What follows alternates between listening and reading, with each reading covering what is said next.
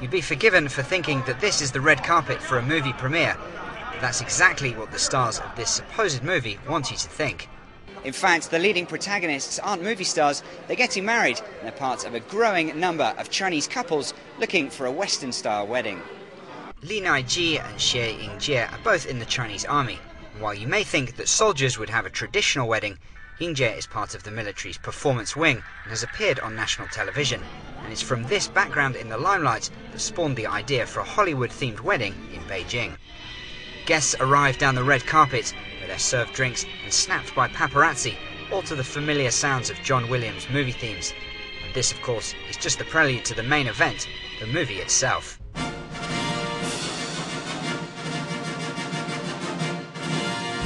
The couple had flown to Shanghai to shoot their wedding movie, and it had the audience captivated. Right on cue as the credits rolled, the couple made their grand entrance in the spotlight down, yes, another red carpet.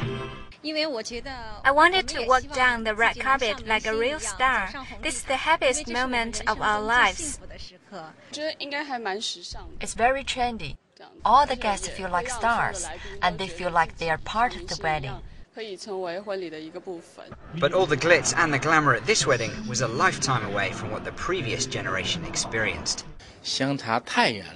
This is very different. I got married in 1970. At that time, the economy was not as developed. We just had a bag of candy and a plate of melon seeds, nothing more. I knew my son's wedding would be much better than mine, but I didn't expect it to be so good. I'm very happy. I hope every wedding in China can be as good as this one. While this particular couple clearly had a desire to stand out from the crowd, the extravagance of modern weddings in China is increasing. The average wedding here was recently estimated at nearly $22,000 a couple in a nationwide survey, double what it was just 5 years ago. And with 10 million couples married each year, that's a lot of money spent on a lot of big days. In true performer style, Xie Yingjie had a whole host of guests. Musical, magical, more musical, and dance.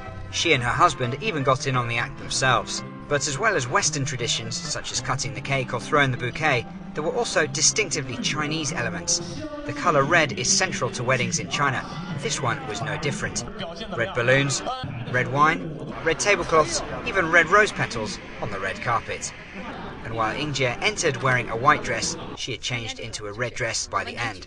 Despite this and other nods to Chinese tradition, all the guests agreed this was hardly the typical Chinese wedding.